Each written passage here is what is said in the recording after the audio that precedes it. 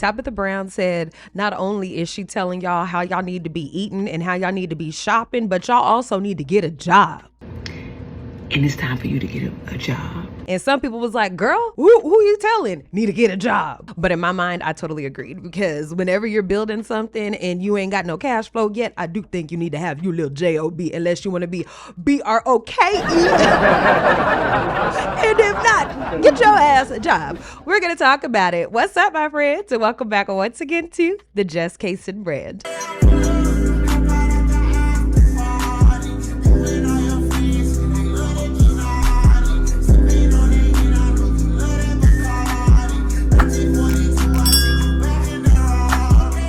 I'm your homegirl, I'm your tia, I'm your prima, I'm your cousin, I'm your friend, I'm whatever you need me to be down here at the Just Casing Brand. If you're new to the neighborhood, what's up? Welcome on in. I'm so glad that you stopped by. We like to talk about a lot of topics that just deal with stuff. It's already in the social medias or the news or whatever today, so we just kind of talk a bit about it, wrap a taste, and go on about our day.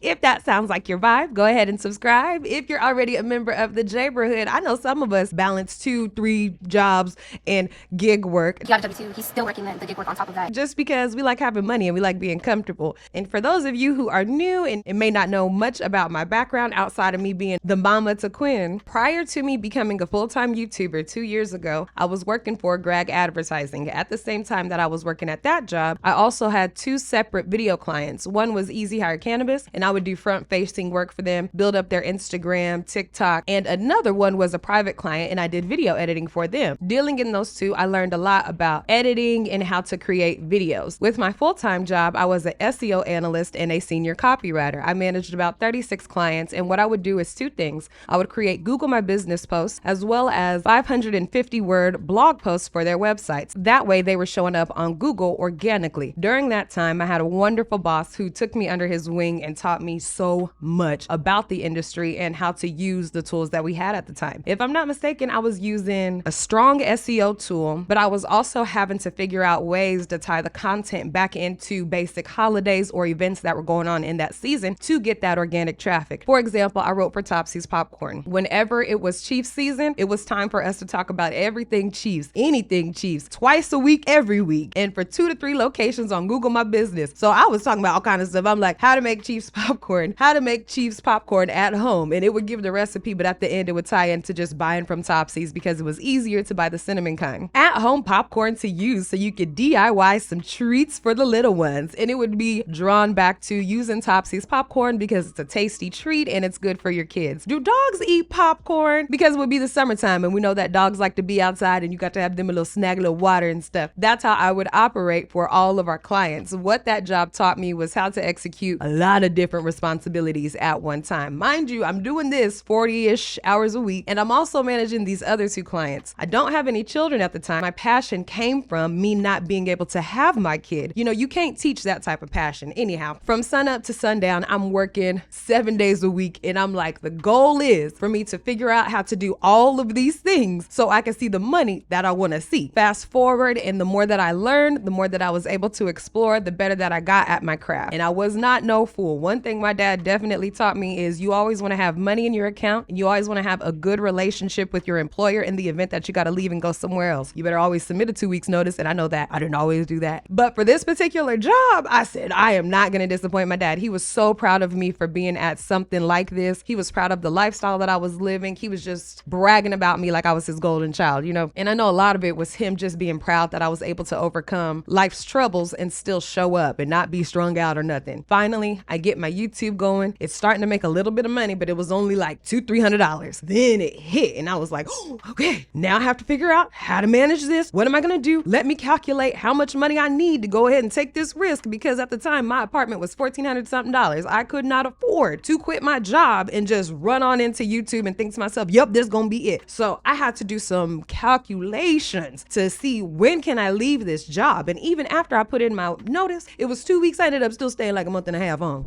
Yeah, I was not playing no games about having to struggle. And I also did not want to tell nobody in my circle what I was doing. Nobody. I only told my twin, Osea. That's the only person I told, because I didn't want anybody to taint my mind of how focused and determined I was to make this work work on behalf of me and my kid. And I managed both processes until it worked. And I will still go back to a job in the event that none of this stuff works out. So when Tabitha did talk about getting a job, it made sense to me. Hello there. Real quick, that this is not to discourage you, because I want us to be clear about that first, okay? You kind of been in this place for a long time, okay? Now listen, you got good ideas. Baby, you got good ideas. Your execution is not as good, okay? Your follow through, not as good. The ideas though are great. Entrepreneurship is not for everybody. And that doesn't mean it's not for you, but right now, these last few months, few years, you know what I'm talking about. Baby, it ain't been working for you, okay?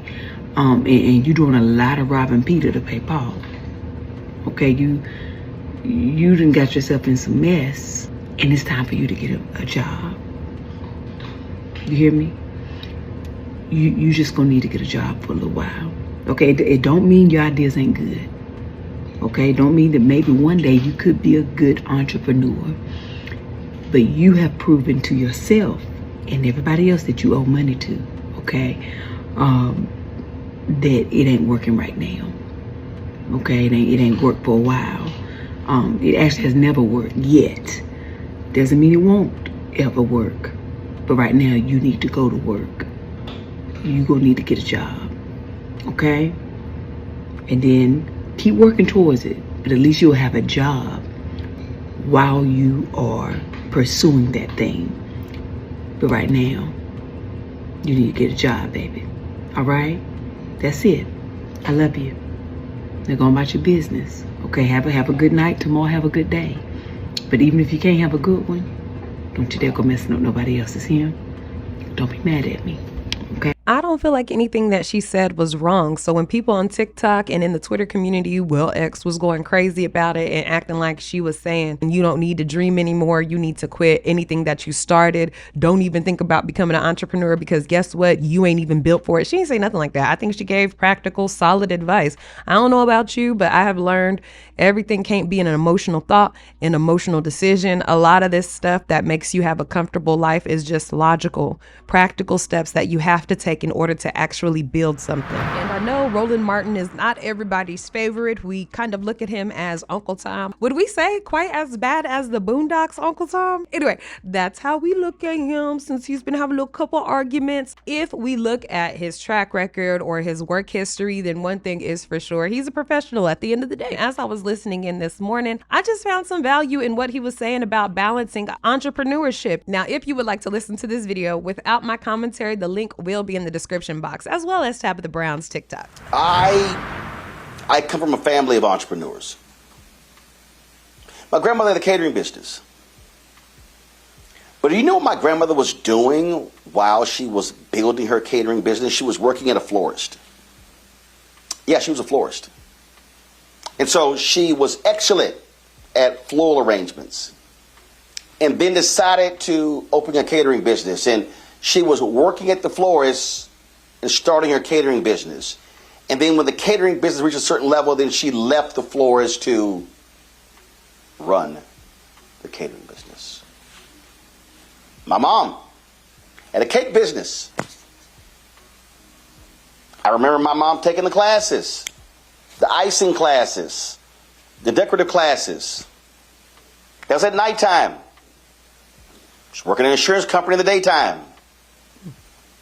And so the cakes was a side business. But she had a job.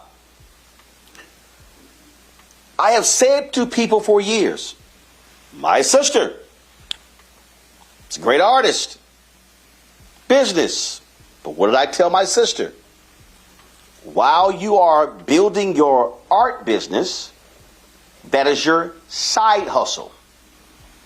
You need a main hustle. Yes. I've said this to people for years, that if you're trying to start a business, very rarely do you simply come out of the gates, boom, you're ready to go. No, because you've got office, you've got equipment, you've got expenses. And so What you have to do is methodically build.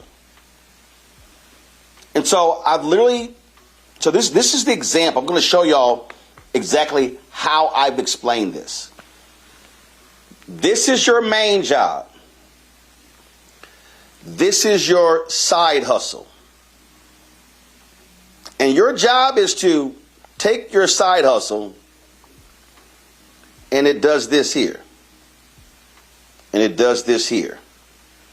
Until your side hustle is equaling your main hustle. And now you have a decision to make. And that decision is, does my side hustle now become my main hustle, or do I keep my main hustle and I'm satisfied with my side hustle being right here?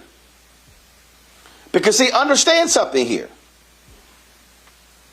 And my brother, he's had to do this. I totally get it.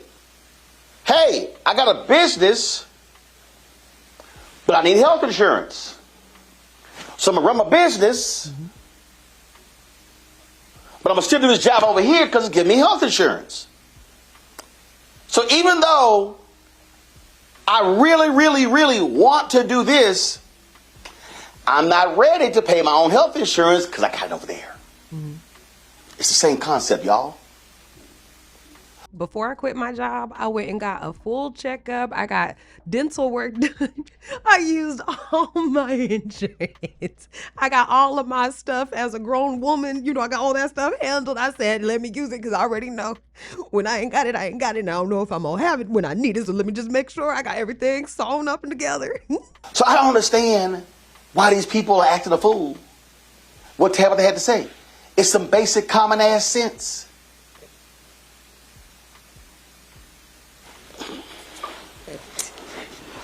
"95% of all black-owned businesses do $5 million or less in revenue." I did not know that. When the study was done, they said there were 2.9 million black-owned businesses in America. 2.8 million had one employee. I said those are not businesses. Those are sole proprietors. I did not know that I'm not considered a business. I'm thinking to myself, okay, I need to get my LLC done under my YouTube name so that I could do my taxes and I could do this. Till he said this, and I'm like, oh, okay, a nugget of wisdom for me to study, for me to figure out so that I'm still staying in my content creator's game. For me, a business, if you got 2 or more employees, not one person. I'm not going to call it a business. I'm just not. So I don't understand why people don't get this. And see, I know everybody named Mama right now is, oh, I'm trying to secure my bag. I want to be a boss.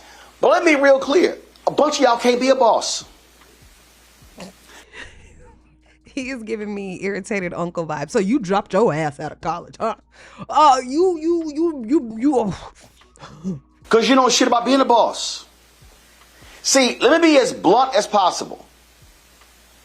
Having CEO on a business card does not mean you have a business. Having founder on your business card does not mean you have a business.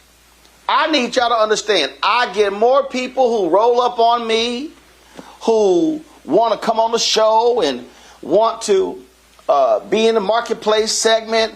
Oh man, I got a business. I got a business. Do you really have a business? Or do you have a side hustle? Let's see. When he said that, I don't know why, but in my mind, I'm thinking to myself, I still think in terms of like, in case I got to go back to my job. Y'all know, y'all can already tell. Anyway, when he said, do you have a business or do you have a side hustle? That made my mind explode with different things I need to now think about as far as now running in a different avenue than a W-2 employee. I've discussed this before. We celebrated 70 years yesterday, Roland Martin Unfiltered. Dang. My TV One show was canceled, I think December 7th or December 9th. I think it was December 7th. The final show was 2 weeks later. In January of 2008, that was 2017. January 2018, we decided to do the State of Our Union on January 30th, 2018. There were black members of Congress who said they would not go to attend Trump's speech to Congress. I'm at the Image Awards. I'm like, we could do this special. Now, here was the deal. Well, we did it at Metropolitan. You can see the visionary in his eyes. I can truly admire that. Church in D.C. And then what happened was, and we were doing it together, so we were trying to figure out, what do we need to do? What do we need? What equipment do we need? I'm sorry, my apologies. It was at Shiloh Baptist Church on January 30th. My apologies, Shiloh Baptist Church.